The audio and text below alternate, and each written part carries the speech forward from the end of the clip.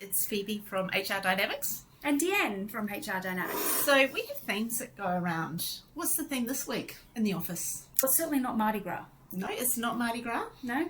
Theme of this week, it has been a week of conflict. Conflict. Not between us, but with clients. Yet. Deanne saying I'm pushing her. Pushing my buttons, Phoebe. Pushing my buttons. Yeah, it's funny how these things all come in at once, and conflict can arise in many ways in the workplace. Talk through some of the situations where you see conflict happening. How does it arise in the workplace? Look, I think the hardest part about what we do is sometimes I have a philosophy, as I was saying, people don't usually call us when they're having a good day.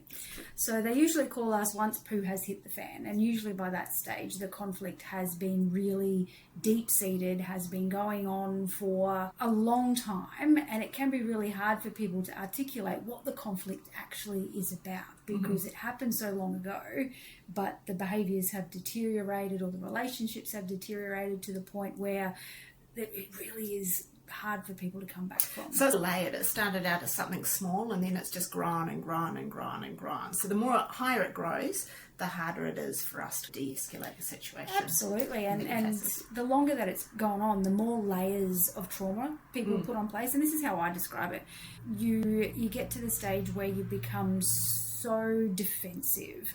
It wouldn't matter what that person did, you will perceive they are their enemy. That's it, and a negative connotation. So you essentially, if we were fighting, Phoebe, I would win, but if we were fighting, everything you said, wouldn't matter what you did. If you came at me and said, look, I'll give you a $20,000 pay rise, I would probably still think you're trying to buy me off. Oh, I won't give you the $20,000 pay rise then as well. Damn. And it's so hard for people to take a step out of that and realise that they are not coming at the situation from their best selves, and every action that they're doing is just contributing to the escalation of the conflict, and they stop self-reflecting on what was their part. So if you've got a staff member that you think is under stress or feeling some conflict or grievance, or what are some of the signals that you will be able to observe from them in the workplace as one of their managers? Look, certainly you've got the very obvious one: short fuses, really snappy reactions, potentially withdrawing a little bit more. Absenteeism, that's probably likely to become, I think you see these sorts of other ones grows, first. Like sitting at your desk with your headphones on when that wasn't a usual practice. Used to come and have a cup of tea in the lunchroom with everyone, but it's disengaging from that. That's right. Not the same level of general nicety in communication.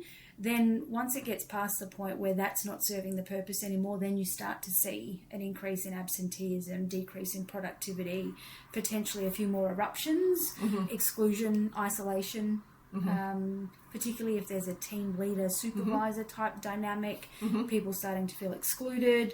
And right about now, if you've ever been familiar with the Managing Psychosocial Hazards Code of Practice, you're ticking every one of these boxes. So we're now really starting to escalate into a situation where it's not just conflict. And sometimes it's only reflecting back that we realise, this has actually been occurring for quite some period of time. So it is about being really in tune with your staff and where they're at. So if you observe some of these behaviours happening in the workplace, abort and run, what should you do? You could try abort and run, and that's going to keep us in jobs very much, because that's when you'll be calling us in a couple of months' time.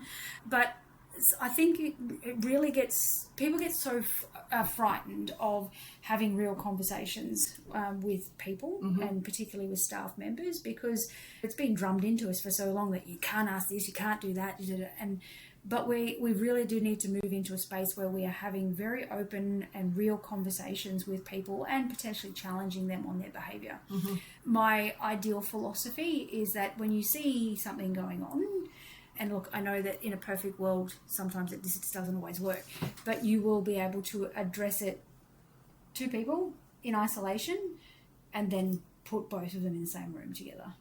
And have people actually articulate their own feelings, because it's the easiest thing in the world to whinge and, excuse the language, bitch about somebody else when you're not talking to them. But when you have to articulate to a person and you have to see their response, you have to own those words, it can be a really powerful tool, provided it's a safe environment to be able to do that. You might need some help to facilitate that conversation, but them being able to articulate how they feel, because more often than not, it's about somebody's feelings have been hurt. Definitely. And there's no rational reason behind feelings getting hurt. I just think you have to be a little bit cautious, a little bit careful in those situations with power balance and just with the personalities, how that's going to... But I agree, in an ideal scenario, if there's an issue or a conflict, the two staff members feel comfortable and confident and they can work it out between themselves, that's great. Often you'll need to pull them aside and you'll need to help them work out what they want to articulate to the other person and work them through that. But I guess our big takeaway is that conflict is a real thing that happens in the workplace. It doesn't matter if you've got 3 staff or you've got 3,000 staff. You can have conflict situations arising. And if you let it go on and put your head in the sand, it doesn't tend to work itself out usually. It just gets worse. It can get worse. Infiltrating every other person, particularly in small teams, because you can just feel the tension. Or in large teams, it starts siloing things out. Yep.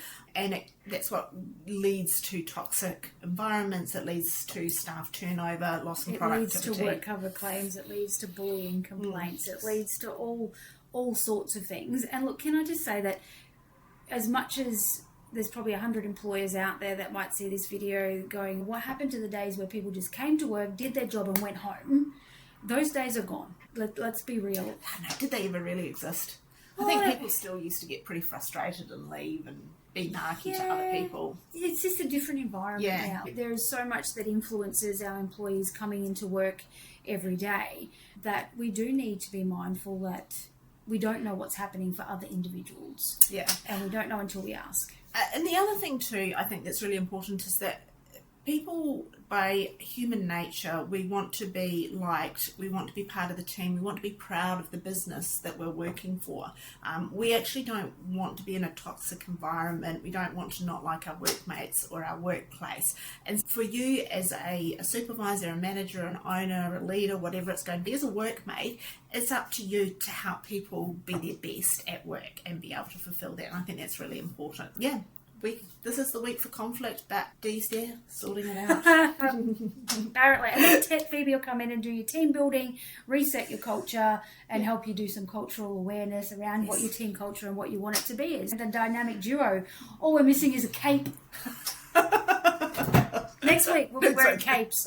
Thanks, everybody.